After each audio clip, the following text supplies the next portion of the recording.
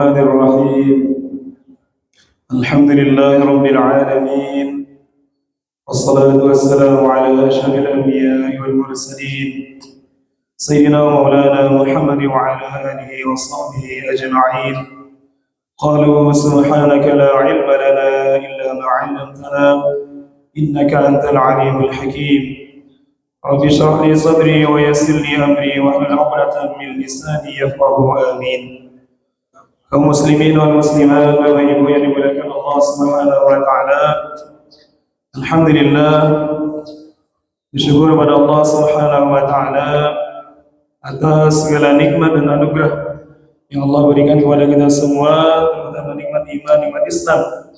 Nikmat dimudahkan oleh Allah menjalankan salah satu kewajiban kepada kita semua, yaitu salat subuh secara berjamaah. Mudah-mudahan dengan memperbanyak bersyukur kepada Allah Subhanahu wa taala, nikmat-nikmat dan anugerah ini senantiasa Allah jaga dan Allah kekalkan dalam diri kita, keluarga kita dan anak cucu kita. Amin ya rabbal alamin. Kemudian salawat dan salam kita sampaikan kepada Rasulullah sallallahu alaihi wasallam. Allahumma shalli ala sayyidina Muhammad wa ala ali sayyidina Muhammad. Assalamu alayka ya Rasulullah, assalamu alayka ya Habibullah. Kaum muslimin dan muslimat, jemaah salat semua yang dimuliakan Allah. Sebagaimana biasa, sebelum kita memulai melanjutkan kajian kitab Al-Minah Hussaniyah Alal Wasiyatil Mas'uliyah yang disusun oleh Syekh Abdul Wahab Asy-Syahrani, mari sama-sama terlebih dahulu kita mengirimkan salatul Fatihah kepada beliau dengan harapan mudah-mudahan Allah berikan keberkahan, kefahaman serta kemudahan untuk bisa mengamalkan apa yang ada di dalam kitab ini. Ila hadratin Nabi Mustafa Muhammad sallallahu alaihi wasallam wa ila azwajihi wa dhurriyyatihi wa sahbihi ajma'in wa ila jami'i ikhwani minal anbiya'i wal mursalin wa ila jami'il malaikati wal awliya'il muqarrabin khususan li musannifi hadzal kitab. Allahumma hafidh 'alaina min barakatihim wa 'ulumihim wa niyyatihim wa karamatihim wa anwarihim wa asrarihim wa nafahatihim. Syai'un lillahi lahumul Fatihah. A'udzu billahi minasyaitonir rajim. Bismillahirrahmanir rahim. الحمد لله رب العالمين الرحمن الرحيم مالك يوم الدين إياك نعبد وإياك نستعين اهدنا الصراط المستقيم صراط الذين أنعمت عليهم غير المغضوب عليهم ولا الضالين آمين. بسم الله الرحمن الرحيم. ومن هذا di antara bentuk daripada daqaiqur riya, halusnya riya itu adalah al-ibadatu bi qasdi taqarrubi min hadratillah, beribadah dengan niat mendekat ke hadirat Allah. Nah, ini yang pertemuan lalu saya sampaikan. Untuk masalah ini memang ini kaitannya adalah dengan perasaan para kekasih Allah. Jadi sebenarnya dalam batasan normal untuk masyarakat umum beribadah niatnya mendekatkan diri pada Allah tidak masalah. Tidak masalah. Sesuai dengan levelnya. Ini levelnya memang makom orang yang sudah sangat tinggi. Karena berdasarkan sabda Nabi, wa ma taqarraba ilayya 'abdi bin nawafil hatta uhibbahu. Kata Allah Subhanahu wa taala dalam hadis qudsi, hambaku itu selalu mendekatkan dirinya kepadaku dengan mengamalkan ibadah nawafil, ibadah sunnah sampai aku mencintai dia. Jadi tidak masalah sebenarnya secara umum. Cuman ketika orang semakin tinggi levelnya, kedudukannya, menurut Syekh Ibrahim Al-Mas'uli dalam wasiat beliau ini, beribadah niat taqarrub min hadratillah ini pun termasuk masih ada kurang sempurna menurut beliau. Apa alasannya? Fa inna dzalika kal amali bil ujrah. Karena yang demikian itu seperti orang bekerja ngarep upah. Seperti ada seorang yang ngabdi kepada majikan. Dia bekerja apa yang diperintahkan tuannya hanya untuk mendekatkan diri dia kepada Tuhan. Itu unsur pengabdian itu karena ingin kembali kepada dirinya pasti. Kenapa? Ingin dekat dengan majikan. Namanya ingin dekat majikan itu menurut beliau itu masih ada unsur mengerjakan perintah, itu pengabdiannya bukan murni karena ingin mengabdi, masih ada kecampur ingin mendekatkan diri untuk menyenangkan hati dia, untuk menyenangkan hati dia.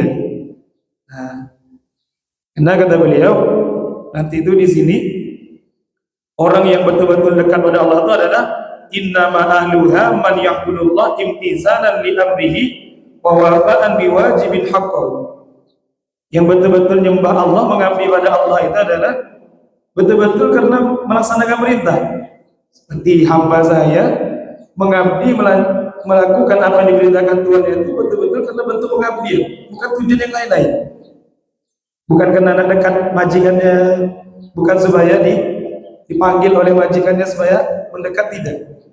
Ini betul-betul dia karena sebagai bentuk pengabdian dia, sebagai bentuk pengabdian dia kepada majikannya. Kurang lebih seperti itu kemudahan pemahamannya. Ini level yang sangat tinggi tentunya. Jadi para hadirin, Bapak Ibu dirahmati Allah, orang kalau beramal, kalau untuk standar umum mendekatkan diri pada Allah tujuannya ada masalah. Maka kata beliau lebih-lebih lagi bagusnya yaitu tingkatkan menjalankan perintah Allah itu murni, tidak ada niat yang lain-lain, bukan tujuan yang lain-lain. Karena Imam Ali Zainal Abidin, cicit dari baginda Nabi Sallallahu Alaihi Wasallam, itu menyebutkan ada 3 macam hamba Allah itu dalam mengabdi pada Allah. Yang pertama kata beliau, ada hamba Allah itu mengabdi itu karena takut. Ini ibadahnya para budak, kata beliau. Budak-budak itu karena takut dan majikannya, akhirnya dia menjalankan tugas dari tuannya. Jadi ibadah menjalankan perintah karena dasarnya itu dorongannya karena takut. Ada yang kedua kata beliau, yang kedua itu beribadah hamba Allah itu karena ada keuntungan. Nah kalau ini ibadahnya pedagang kata beliau. Levelnya itu seperti pedagang karena ada ingin dapat keuntungan. Yang paling tinggi itu adalah kata beliau golongan yang ketiga, ibadah itu karena syukur. Karena syukur sehingga dia betul-betul mengabdi kepada Allah itu bukan karena yang lain-lain. Bukan karena takut dimarah Tuhannya, bukan karena iming-iming yang dijanjikan Tuhannya, bukan. Tapi betul-betul karena merasa bersyukur, akhirnya dia memfokuskan seluruh pengabdian dia kepada Tuhan. Itu yang disebut oleh baginda Nabi ketika ditanya oleh Sayyidah Aisyah, Nabi itu saking banyak ibadahnya hatta tarima qadamah, sampai telapak kaki beliau itu bengkak. Tarima qadamah, melepuh, membengkak karena saking lama berdiri. Maka ditanya oleh Sayyidah Aisyah, ya Rasulullah, lima tasna'u hadza wa qad ghafarallahu laka ma taqaddama min dzambika wa ma ta'akhkhar. Kenapa Tuhan kasih seperti ini ibadahnya? Ibadah begitu kuat gitu sampai tarima qadamah, sampai bukan betis. Kodam itu telapak kaki. Kalau ada yang bilang betis itu keliru artinya. Bukan betis yang bengkak, tapi kodam itu telapak kaki. Tumit. Ya tumit, bukan betis. Betis lain bahasa Arabnya. Tarima qadamah. Kodam beliau itu ini telapak kaki yang membengkak. Maka kata Nabi, afala akunu 'abdan syakura. Nah, Sayyidah Aisyah itu agak bertanya, kok sudah jelas dosa-dosa diampuni oleh Allah dan mungkin dimurkai, dah pasti diridhoi, kok ibadahnya begitu semangat seperti ini? Ngalah-ngalahi orang yang belum jelas diridhoi Allah. Kalau orang yang belum diridhoi Allah mungkinlah semangat untuk dapat ridha Allah dengan mengabdi sebenarnya. Ini tidak. Ini dosa sudah dijamin, kesalahan tidak mungkin dihukum oleh Allah. Artinya seluruh kesalahan Nabi itu sudah diampuni, baik yang telah lalu maupun yang akan datang. Maka Nabi jawab, afala akunu 'abdan syakura. Wahai Aisyah, tidakkah pantas aku menjadi hamba yang bersyukur? Jadi level ibadahnya itu sudah karena ingin bersyukur nikmat, bukan karena ingin ngarep pahala, takut dosa, bukan karena takut neraka bukan karena mengharap pahala.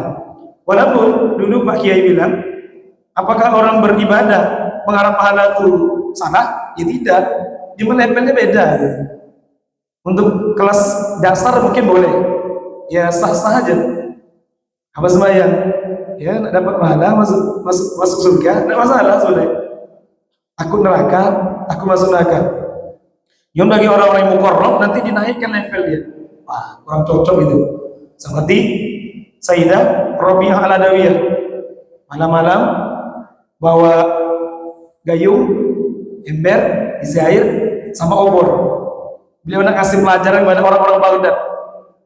Rabi'ah Al-Adawiyah ini sufi dari kalangan perempuan. Maka ditanya, Rabi'ah mau kemana? Kata dia, apa tuh dua itu? Satu obor, satu ember isi air. Kata dia apa? Ini obor nak saya pakai gunakan untuk membakar surga. Surga nak tak bakar, biar orang itu ibadah itu kena surga. Nah yang ini ember nih, ini nak saya datangi neraka, nak saya padamkan neraka, biar orang itu ibadah bukan karena kena neraka, takut neraka. Jadi tingkatannya seperti itu, tingkatannya seperti itu. Dan memang para hadirin, dalam kitab Zabur itu, saya baca dalam kitab Fawaidul Muqtarah, ada ungkapan dari Allah, ya, man awlama mimman abidani li jannatin aw nar law lam akhluq jannatan aw nar alam akun ahlan an uqa. Kata Allah, siapakah hamba yang lebih zalim melebihi orang yang menyembah aku itu karena surga atau karena neraka? Kata Allah, apakah ketika aku tidak menciptakan surga dan neraka, aku tidak layak untuk disembah? Nah, ini masalah level. Walaupun sebenarnya nanti kalau ada orang mungkin ya mungkin kelas kita lah, beribadah masih ada dorongan karena takut neraka dan kena dorongan ingin masuk surga, itu sah-sah saja sebenarnya, sah-sah saja. Cuma levelnya saja yang berbeda. Kalau orang-orang yang mukarrab tidak peduli. Sampai tingkatan dalam kitab Al-Ibris ini karya seorang waliullah namanya Syekh Abdul Aziz Ad-Dabbaw. Syekh Abdul Aziz Ad-Dabbaw ini, para hadirin, itu beribadah lama, beribadah kepada Allah, kemudian datang seruan malaikat mengatakan, wahai Abdul Aziz Ad-Dabbaw, tiada guna kamu kalau saya lihat kamu ini beribadah, tidak ada gunanya. Karena namamu saya lihat itu sudah tertulis di Lauhil Mahfuz, namamu tuh di neraka. Namamu sudah ada di neraka, apa guna lagi ibadah? Kata malaikat. Ini ada dalam kitab Al-Ibris. Maka kata Syekh Abdul Aziz Ad-Dabbaw, aku tidak peduli mau nama aku di neraka, mau di surga, itu bukan urusanku. Yang penting tugasku, aku nak ngabdi dengan Tuhan, aku nak beribadah dengan Tuhan.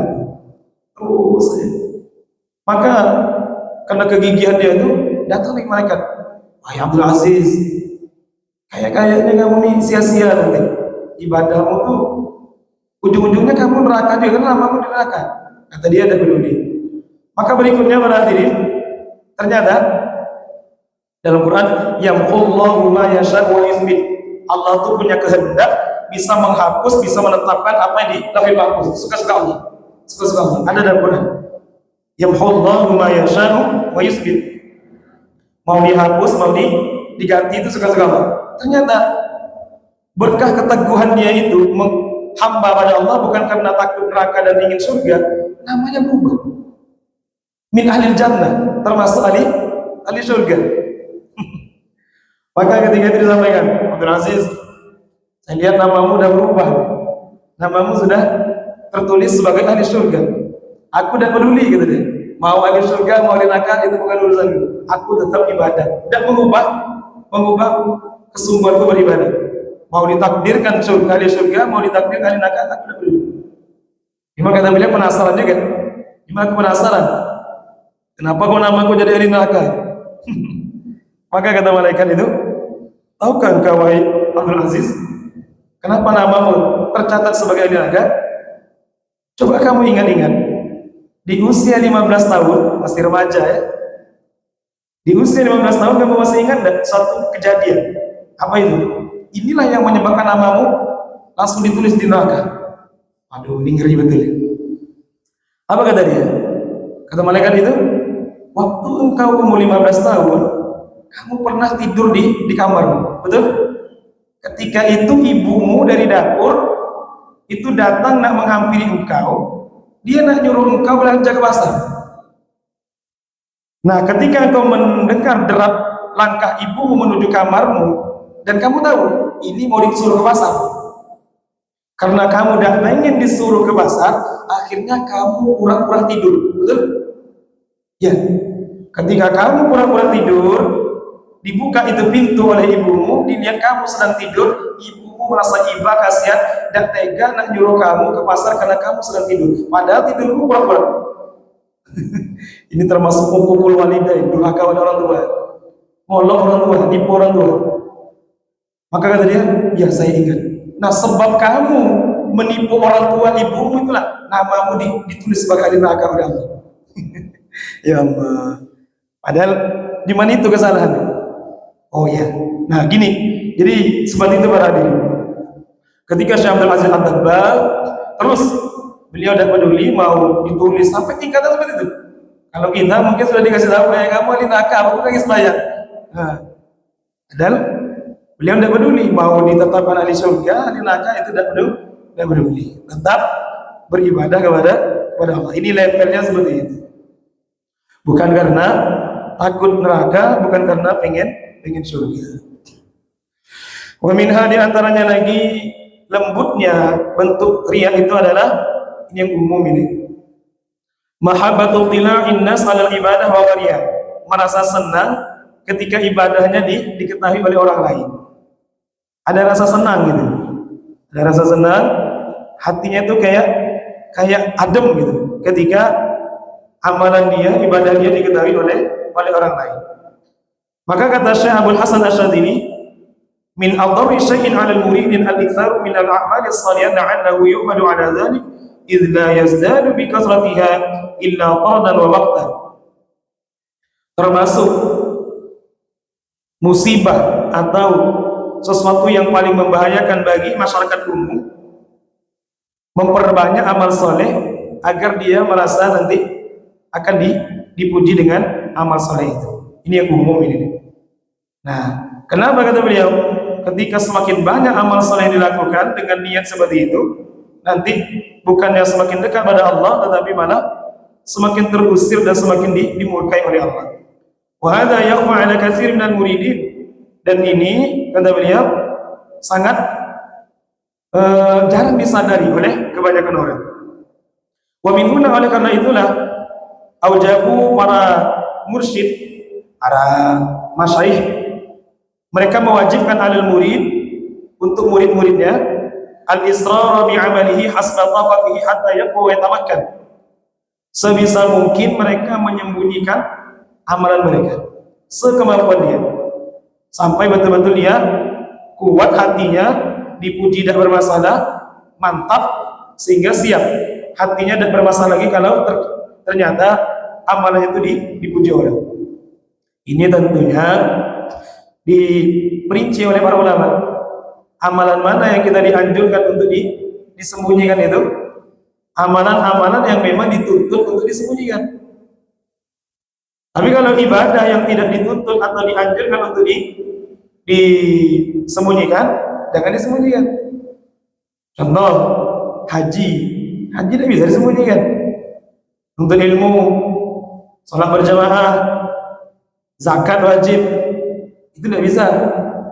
Yang dimaksud adalah menyembunyikan ibadah itu ibadah-ibadah yang sekiranya memang tidak dituntut untuk dipublikasikan, yang tidak dituntut untuk ditampilkan, tidak dituntut untuk ditampilkan. Apa alasannya?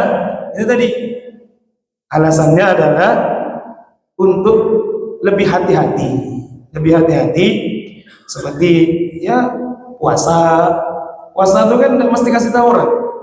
Itu kalau bisa disembunyikan aja, tidak ada yang tahu, cukup kita aja. Nah, apalagi baca Quran. Nah, namun nanti ada keterangan, sekiranya dia merasa aman dari riya dari merasa senang dipuji, ya silakan. Bahkan bagus. Bagus. Seperti Sayyidina Abu Bakar dan Sayyidina Umar. Sayyidina Abu Bakar tuh baca Quran tuh diri, betul. Ditanya oleh Nabi, kenapa kecil betul baca Quran? Kayak berbisik-bisik gitu. Maka dia katakan, "Unaji Rabbi wa qad 'alima hajati." Ya Rasulullah, aku dibaca Quran ini bermunajat dengan Allah. Dia tahu apa yang dibaca itu. Jadi tidak perlu keras-keras. Ketahukan. Beda dengan Umar. Umar kalau baca Quran lantang keras. Maka ditanya oleh Rasulullah, keras betul baca Quran? Oh gitu. Utridu syaitan wa uqidul husna. Tujuan baca Quran keras, nak musir setan, nak membangunkan orang-orang yang kerjanya itu lalai, supaya mereka ini semangat ibadah. Jadi tujuan Sayyidina Umar itu untuk menggugah yang lain itu supaya bisa ibadah. Nah, maka dalam hal ini lihat kondisinya. Akhirnya Nabi mengatakan, Abu Bakar keraskan dikit gitu, lalu nirih itu. Umar pelankan dikit. Jadi ambil yang sedang-sedang. Dan jadi kalau memang dirasa aman, bagus malah. Apalagi orang-orang yang punya pengaruh, pemimpin menampilkan kebaikan itu bagus untuk supaya dicontoh. Wa qala aidan, nah ini Imam Abu Hasan Asy-Syadzili juga mengatakan, rubbama yaf'alul murid amran yu'madu alaihi wa la yaqsiduhu wa yadhunnu annahu mukhlis wal halu annahu mura'in. Terkadang ada orang itu melakukan sesuatu perkara yang dia ini bakal dipuji, padahal dia ada niat untuk dipuji. Lalu dia menyangka dia itu ikhlas, padahal kata beliau wal halu annahu mura'in, padahal sebenarnya dia itu bukan orang yang ikhlas. Contohnya nih, kata beliau, ka'ay yarudda masalan ma yu'ti ilahun nas ta'affufan. Ada orang ngasih pemberian, ditolak ya, enggak usah. Dia memang tidak ada niat. Dia tidak ada niat untuk dipuji. Dia nolak, enggak usah. Ta'affufan, karena menjaga kehormatan diri. Enggak usah. Nah, ternyata fayahmaduhun nas ala dzalik. Orang-orang pun terkesan dengan sikap dia, tidak mau mudah nerima itu. Dipuji-puji, mantap dia itu ya, luar biasa dia itu. Tidak mau dia nerima pemberian begitu banyak. Betul-betul hebat dia. Nah, sebenarnya dia tidak ada niat untuk dipuji, cuman kebetulan dapat pujian itu. Nah, lihat sikap dia. Fayusri ila madhihim fayarji'u amaluhu ila riya. Ketika dia nyaman dengan pujian itu, maka jatuhnya dia. Walaupun kata beliau, walau lam yaqsid dzalika awalan. Sekalipun pujian itu tidak diniatkan dari awal. Dia awalnya ikhlas. Nolak itu bukan karena ingin dipuji, bukan. Memang ingin menjaga kehormatan diri, akhirnya dia tolak. Cuman efeknya perbuatannya itu menjadi sorotan orang, dipuji, disanjung-sanjung. Mantap dia, luar biasa, hati-hati betul ya, tidak mau nerima sembarangan, tidak cinta dunia. Ternyata mendengar sanjungan itu dia merasa nyaman, hatinya itu berbunga-bunga. Nah, itu jatuhnya tapi karena belum murni karena Allah. Walaupun tujuan awalnya tidak untuk dipuji. Ini termasuk hal yang samar, kata beliau. Termasuk hal yang samar, yaitu mahabbatu tilaqin nas ala ibadah. Merasa nyaman ketika kebaikan dia itu diketahui oleh orang lain. Wa minha, di antaranya lagi. Nah, ini mungkin umum juga ini.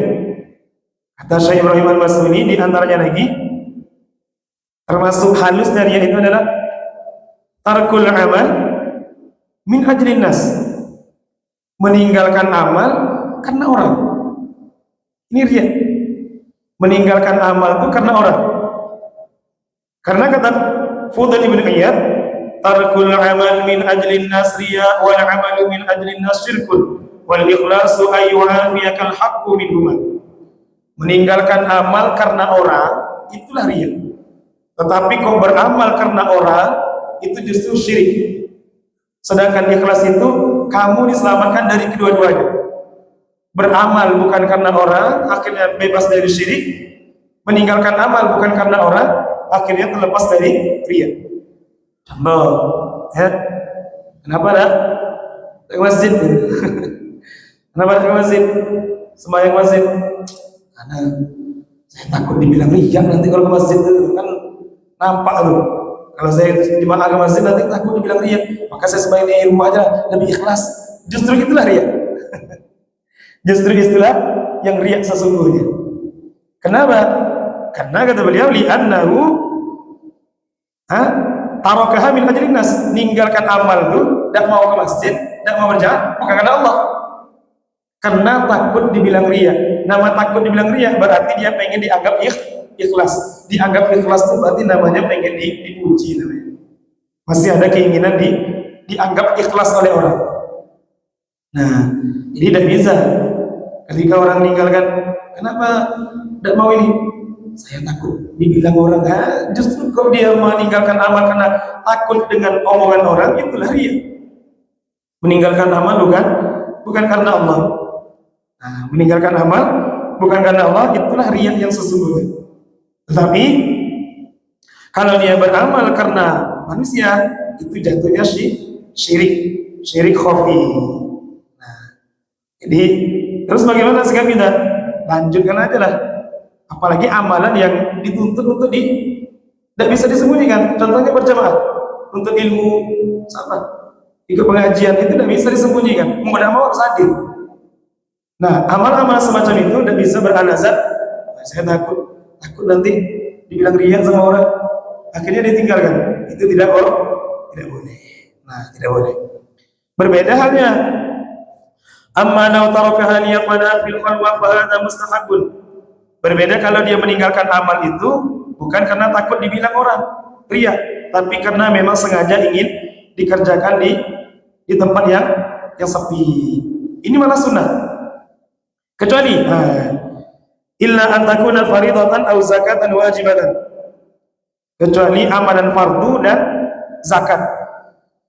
Ini tidak dianjurkan untuk disembunyikan. Ya, zakat katanya. Tidak boleh. Zakat wajib itu anjurannya malah harus dipublikasikan, harus ditampilkan. Sembahyang 5 waktu sama. Aw yakuna mimman yuqtada bihi fal jahru fi dzalika afdal, atau dia termasuk orang yang menjadi figur umat. Maka untuk orang-orang yang sebagai status figur umat, ini anjurannya untuk melakukan kebaikan itu ditampilkan karena berpotensi untuk diikuti orang banyak. Pak Kiai, tuan guru, pemimpin, fal jahru, maka terang-terangan, fi dzalika afdal, ini lebih utama. Jadi ketentuannya seperti itu. Yang dianjurkan untuk terang-terangan adalah amalan-amalan memang yang tidak bisa disembunyikan atau tidak dianjurkan untuk disembunyikan. Namun kalau amalan-amalan yang tidak dianjurkan untuk dijaharkan, itu lebih afdalnya, ini afdal. Yang lebih utama adalah disembunyikan. Wallahu a'lam bishawab. Baik, para hadirin rahmati Allah, mungkin barangkali cukup sampai di sini dulu pengajian kita. Mudah-mudahan ditolong oleh Allah untuk terus menjaga hati ini, menjaga niat ini, sehingga seluruh amal ibadah kita diterima oleh Allah Subhanahu wa taala. Amin. Amin ya rabbal alamin. Kita tutup dan tasbih kafaratul majlis. Subhanakallahumma wa bihamdika asyhadu an la ilaha illa anta astaghfiruka wa atubu ilaik. Bismillahirrahmanirrahim. Alhamdulillahirabbil alamin wassalatu wassalamu ala asyrafil anbiya'i wal mursalin sayyidina wa maulana Muhammad wa ala alihi wa sahbihi ajma'in. Allahumma anfa'na bima 'allamtana wa 'allimna ma yanfa'una wa zidna 'ilma. Alhamdulillah ala kulli hal wa na'udzu billahi min hali ahli an-nar. Rabbana taqabbal minna innaka antas samiul 'alim wa tub 'alaina innaka antat tawwabur rahim. Wa sallallahu ala sayyidina Muhammad wa ala alihi wa sahbihi wa baraka wa sallam. Walhamdulillahi rabbil alamin. Assalamualaikum warahmatullahi wabarakatuh.